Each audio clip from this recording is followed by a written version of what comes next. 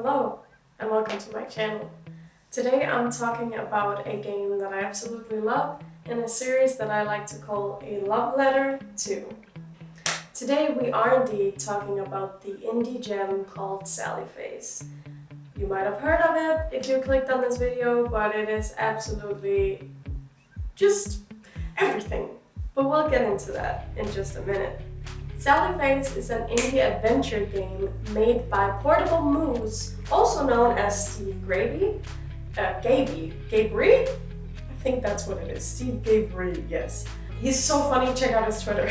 Whatever, it's a whole other thing. Portable Moose, the creator of Sally Face. In the game, we follow Sally, who is a boy with a prosthetic mask who goes on miscellaneous adventures with his friends, paranormal stuff, supernatural stuff, dark stuff. It's a lot, but it's definitely one for the books, and I will tell you why in this very video. The game consists of 5 episodes that came out between 2015 to 2019. That's incorrect. That simultaneously came out throughout 2016 and to 2019. So we had to wait a little bit for this gem to really marinate and become what it is now. When talking about Sally Face, however, I do want to give first of all, a major spoiler warning because we will definitely be getting into it. We will not hold anything back and we will just be talking about stuff that is major plot points, like absolutely. So be prepared for that, but if you click on this video, you might already know what Sally Face is. And it's been a long enough time for you to have gotten into it and everything, so whatever, right? And I would also like to give a slight trigger warning because it is about murder and there are some images of suicide and so on and so forth. But you might already know this, but I'm just letting you know that there will be a little bit of gore and it's not exactly family friendly, but that doesn't matter. It's still the best thing ever. To help me explain why this game is as wonderful as it is, I have recruited my best friend who is also a Sally Face lover.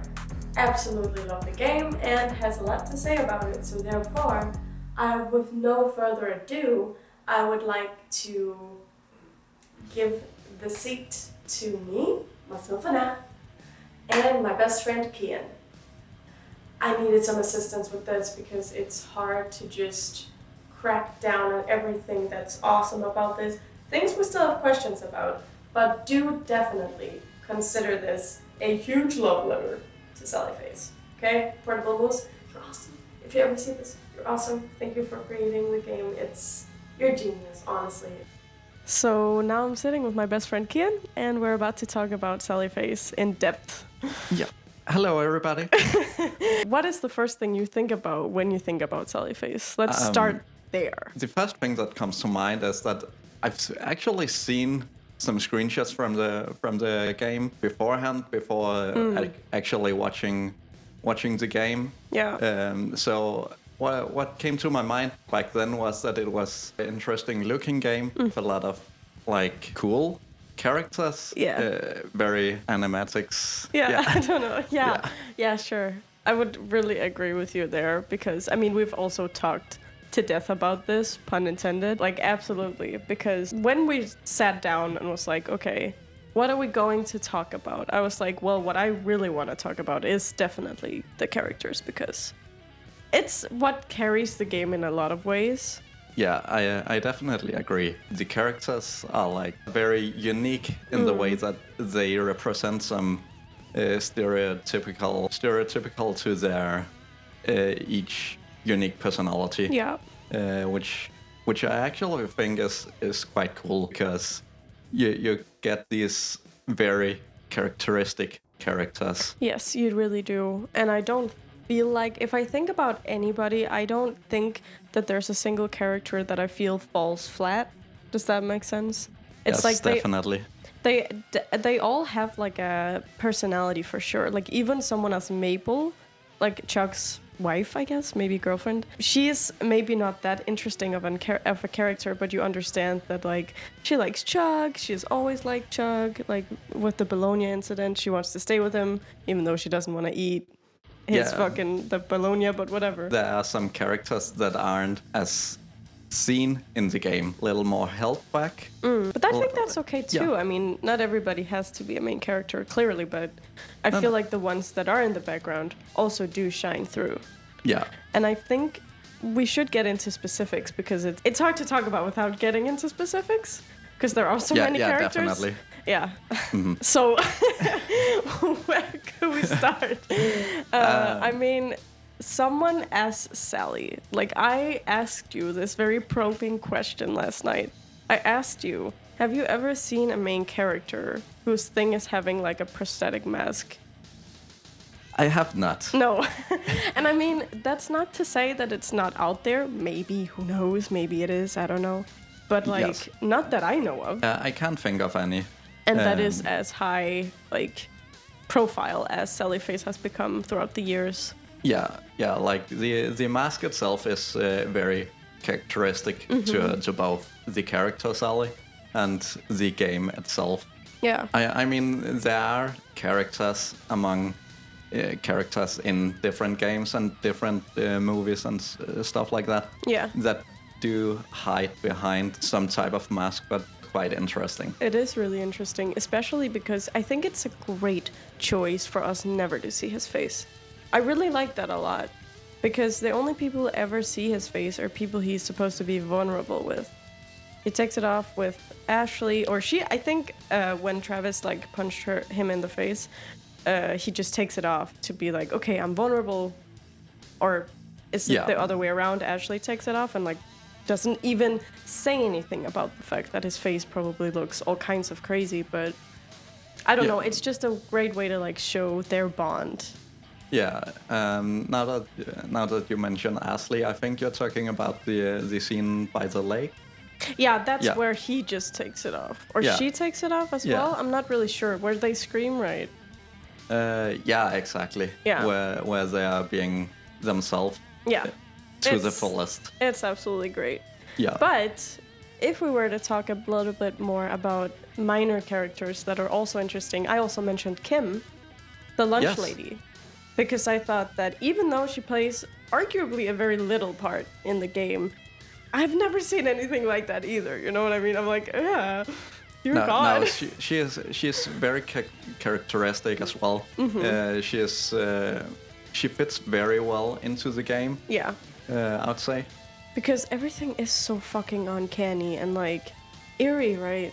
I feel like it's so uncomfortable, but no one really questions it. And she had a disease, right? Like that elephant diagnosis. What's it called? I don't remember. Doesn't really matter. Yeah. I think everybody knows what she looks like. If not, I'm of course probably displaying pictures of her right now. So anyway. Yeah. Just attention to detail is great, in my opinion.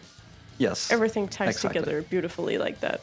Like you're still in the universe, very much so, even though you're not at the apartments anymore. Everything's still dark and has a twist to it. Yeah, it feels like everywhere where the game takes place is like it's its own little secluded society, where everyone within that society understands fully how the society works out. Well, not fully, because there are some underlying things issues, going on, if you will. but yeah. For sure. I think you get what I mean. Absolutely. I mean, we also have a character who is huge in, I think that's probably one of the most like recognizable maybe and like memorable characters is Charlie. Yes. Because like I feel anybody I've ever talked to about Sally Face is like, oh, and then that like brony guy, like people remember him, you know what I'm saying?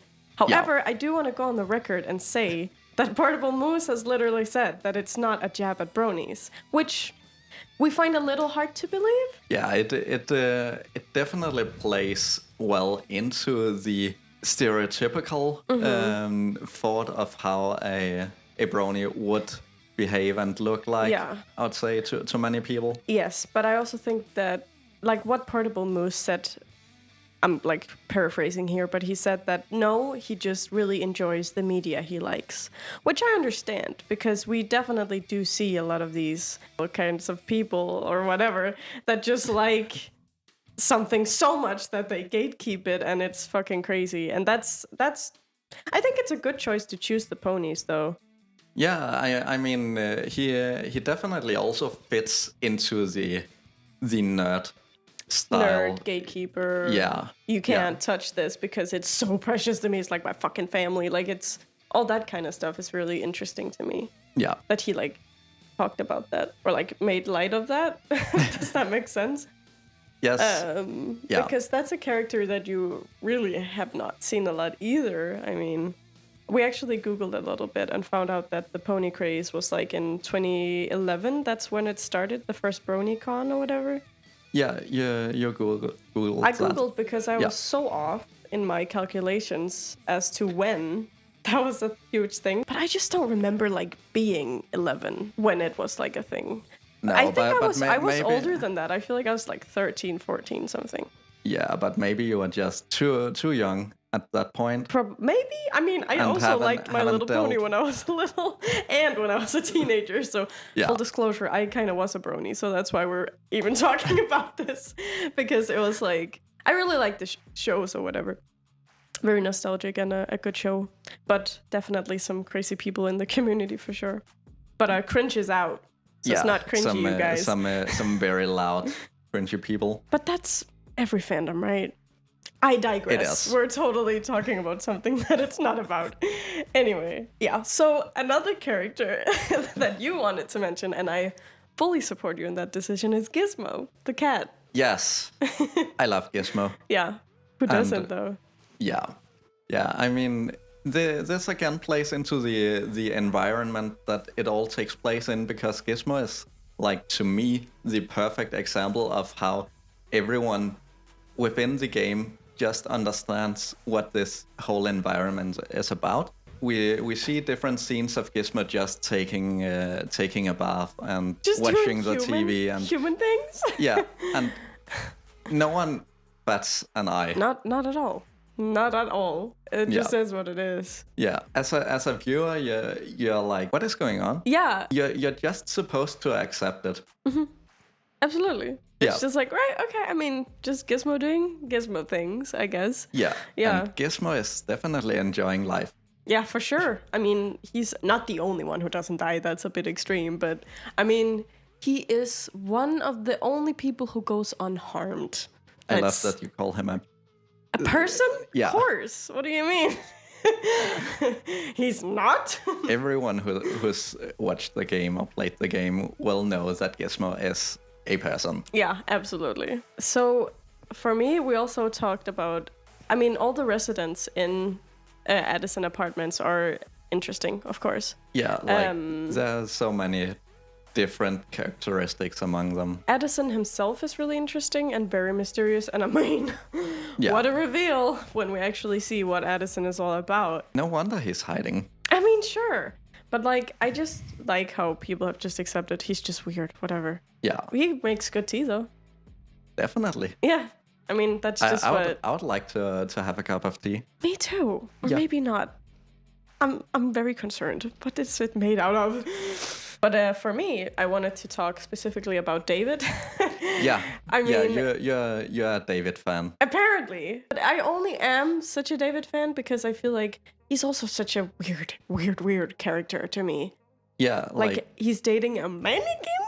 Yeah, he's not really in touch with everything, but still kind of is, because he still has his good soul, and I mean, he's like definitely underlined a little bit creepy, but I think that it's wonderful how everybody just accepts everybody in the building and is like, oh, hi Sal, whatever, like, what are you doing? What do you want? Yeah, it's really funny how that all ties together, and yeah. That's not really a scene in the game where anything is mean to David because of his appearance or anything. Like of pants. Yeah. No, or the fact that I really am trying to remember if anybody's like, that dude's fucking weird, like his girlfriend is a mannequin. I don't think so.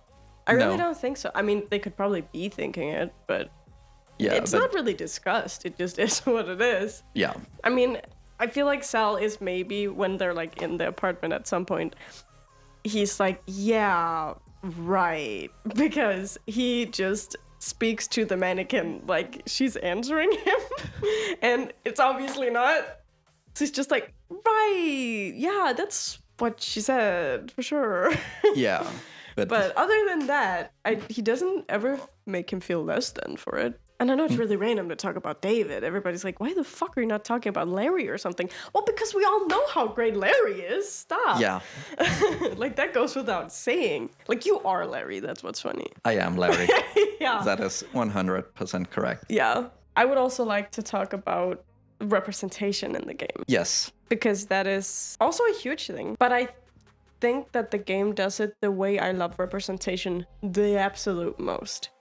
It's the way that they're really honestly casual about it. I was like, okay, oh, Todd has a boyfriend. That's amazing, right? Yeah. I was really taken aback how casual it was, because sometimes when you have a gay character, we all know this, they make that their entire personality. But that's not the first thing I think about when I think about Todd. I think about the fact that he's extremely intelligent, huge nerd, helps out, makes gadgets, whatever, all of that stuff. He just so happens to be gay also. Yeah. Which is what I love. That's the kind of representation we need. Just for Yeah, it to be exactly. normal, which it fucking is, people. Yeah, I will say to that I also love the representation of people's acceptance of people like Todd being gay. Yeah. And stuff I mean, like they're that, just like, because oh, he and Neil are so cute, which they fucking are. What a power couple. Yeah, I mean, we've discussed the scene in where Sally is talking to Travis. Yeah. In the bathrooms. Travis is like, You bunch with, of queers or whatever. Yeah, he's coming with all of these types of insults, which also reveals a lot that Travis is, in fact, queer himself. Yeah, but anyway. Yeah, but then Sally's response is one of the best responses you can come up with in that sense, in that he's just like, oh no, we're not all gay. It's just Todd. Yeah, and I mean, he's just so crazy rational about it. Like, he just denies that as an insult, which is what's so funny about that. Yeah, it's just like, that's just, I mean, once again paraphrasing, but he's like, it's just factually incorrect. I mean, we're not all gay, you know, except Todd. Todd's super gay. Yeah, that's exactly. what it is, and I love that so much, because it's just like, yeah, I mean, sure, right? It just is what it is. Matter of factly, yes. Yeah, it's the perfect way of saying that, no, I am not, but calling me that is not an insult. Yeah, he's anyways. like, he's saying that without saying that. Does that make sense? Yeah, he's like, it's just like, why are you like saying something that's just not true? He doesn't get offended. He's just like, it's just not true. And that it's like, I mean, you're partially right. Todd's gay, whatever. Yeah. I mean, I just really enjoy that part so much. But in that regard, there's also a lot of feels, as the people call it, involved. Yeah. Like, my first time going through the whole thing, I definitely cried a few times. Because and as I also told you, I was like, the stakes are high, Miss Ma'am. Yeah. Everybody can die. Yeah. And everybody will die. Pretty much, except for Gizmo. Yeah, I mean, except for Gizmo. There you go. Yeah. For real, though, like, they expand on the people's relationships. Like, Sal's father and Lisa getting together and all that is so wholesome and cute. Yeah. And Chuck and Mabel getting their kids soda and all that kind of stuff. Yeah. It really touches on some family dynamics that very few games actually touches on. Yeah. I think because they don't find it necessary for a game. Because a game is supposed to be all about like the cool plot stuff or whatever happening all the time and shooting and whatever it's about. I mean, it's not that's not really the kind of games we play or watch or whatever. But still, I think it is great because it also, you're like, oh my god, that's so sweet that they got together. Larry and Sally are brothers. Like, it's so cute, you know? Yeah. It's just, all around wholesome, which makes the killings, I suppose, that much more heartbreaking. Yeah, I mean, But- you can both say deaths and killings because, But it's so bad because you want to feel like Sally is awful, but at the same time, I really did not. I was just like, I feel like my jaw just dropped, because I was like, no fucking way. But they're lost, Yeah. There's the only way. Yeah. Like Thanos, can you please just make it quick and snappy and painless, please? Anyway, no, but for real, like it's really bad. Like that's obviously a terrible part. The whole Larry suicide thing, terrible too. Absolutely crushed my soul. I was like, no way, because like you can't save him. Yeah. It's too late. I mean, I can't really say which of the incidents are more hard to swallow. No, like when Sally goes around killing, is that what you're talking about? Yeah. And the suicide incident. They're very hard in each their own ways. Yeah. The part where Sally goes around and kills everyone in the building is very tough to see because he's also emotionally attached to absolutely, and we know this. Most of these people, at like least. we just talked about. Yeah. They all are friends, and they all talk together and just live their life in this apartment, right? Yeah. And know that they're up to some shenanigans. Know that Sal clearly has emotions and is not just some fucking psychopath. Yeah. That like just does that because that's what he feels like at all. Yeah. And I will say, hands down, for me, the most difficult one to watch was his execution. Call me crazy. Yeah. But the imagery of just Ashley like banging on that door just for a chance to save his life, but then it's too late. Yeah. Absolutely heartbreaking. I mean, I know that he like comes back in a sense, and that they all kind of do. But I'm sorry, the stakes are still high. Like I still feel like we lost him, Yeah. Yeah, we sure did. You just disagree, don't you? No. You're like, but they all came back, so I don't care. No, but it is a fair point, isn't it? I suppose. That they are not, well, they are not alive anymore, but they aren't gone forever. Like they are still vibing in the environment. In the spirit world. Well, they're existing. Yeah. Yeah, because we know that now. Yeah. But it's still sad. Yeah. That he had to kill them all. Yeah. Yeah, of course. I all of a sudden feel really bad that I don't remember what the mannequin's name was. Yeah. I cannot tell you. No, I don't remember either. No. Anyway. Also, oh my god. Okay, so we took notes for this, and I made a whole thing that was called Things Kian Doesn't Understand because he's a big dum-dum, even though I have explained it to him multiple times. And the only note that is there is Dr. Enan. Yeah, and then every time I ask you, or not ask you, every time I point it out. Yeah, I'm like, you're stupid. It's not the same. He got set up. He did die. Are you kidding? Yeah, I understand that. Yeah. But what? yes, it's the cult that does it. Yeah. But how? How do they do it? Girl, I don't know that part. That's whatever. That doesn't matter. It's a plot hole. It's not a plot hole. No, but it's a hole in the plot that needs to be filled and discussed. You disgust me. No. I'm just, it's not that important. I'm literally gonna Google Sally Face mannequin real quick. Mannequin name. Because I feel like David calls her something, right? Sarah. Yeah. Sarah was her name. And then there's just 2 pictures of Dr. Enan, where it's you versus the guy he tells you not to worry about. He or she doesn't really matter. You really upped yourself for that one. For real. But I mean, I thought I was a comedic genius for a minute there, but... Anyway, already talked about the environment and how you just understand completely where you're at. I mean, it just is what it is. Yeah, and the viewer's just supposed to accept it. I feel like a lot of other games will take that time to explain the environment and. But that's what you do at the same time as you're getting to know the characters, I feel like. I feel like you're simultaneously getting to know the environment and the characters at the same time. Yeah. And it works so well. Yeah. But however, I will say it's very text heavy. Yeah. The game's really text heavy. Yeah. So you can only play so much at a time, I feel like, before you're like, oh god. Because you really do want every detail, I feel. Mm-hmm. Yeah, like it's a game that does make you want to read it. Mm-hmm. For sure.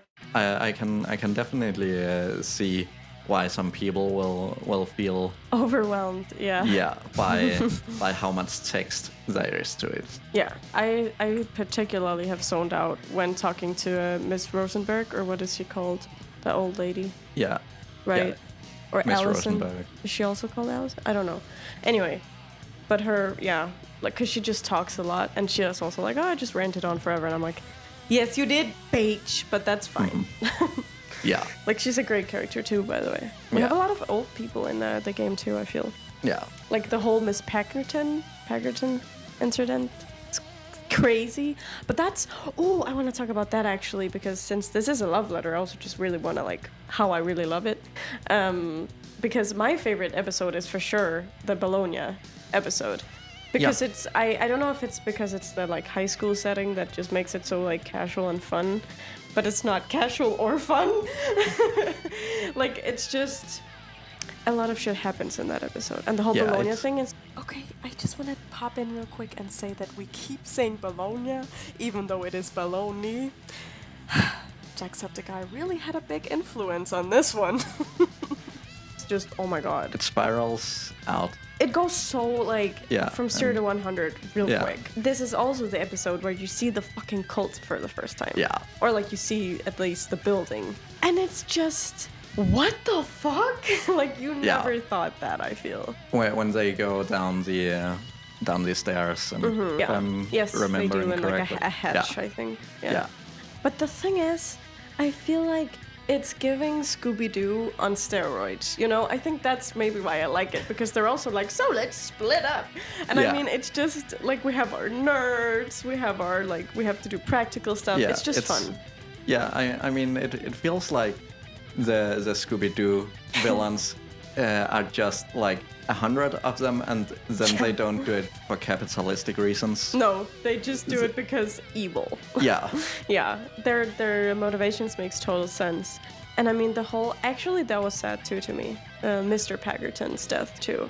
Or just existence, rather. I think it's not... Actually, his death wasn't sad. Maybe that's wrong to say. I would actually say that he was being relieved when, I was gonna say he died. Anyway, his death is not sad. His existence was. Yeah. Yeah. And I feel like you talked about the fact that you were like, that's too convenient that she got run over. What the fuck is that about? Why did she get run over? And I mean, I agree to a certain extent. Yeah. Because I'm like, okay, so does the cult know that she got infiltrated by these kids? Do they know? Is that why? That they're, like, covering their tracks? Because they keep covering their tracks in regards to terrible things that happen at their apartment, right? Yeah. I mean, that's definitely gotta be a reason for her to be killed or ran over. I feel like you are right. It's too convenient. Like, when someone finds out what you've done and are actually out for you, it's too convenient for someone else to get there first. But it's also because we have to remember the cameras, too. In the apartment. Yeah.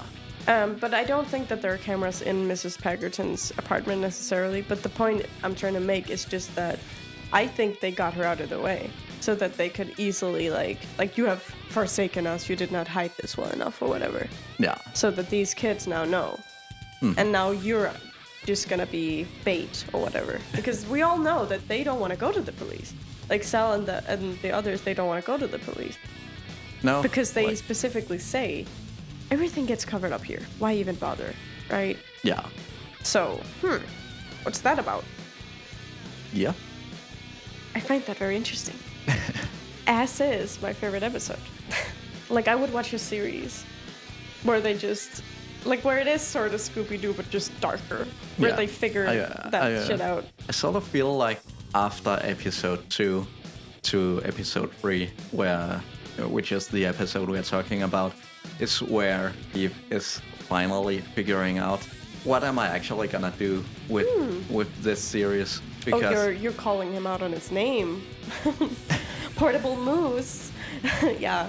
Steve, sure. Yeah, but it just feels like now he actually knows where he can go with it. I think we have been in the basement before that, but now he can just throw in a whole secret hedge. I think he always knew that was gonna be a thing, though. But yeah, however, I'm not sure about that. You know, and anyway, I know from Twitter stalking him a little bit that he wanted to make it a bigger thing, and that's why Sally Phase 2 is coming. Woo!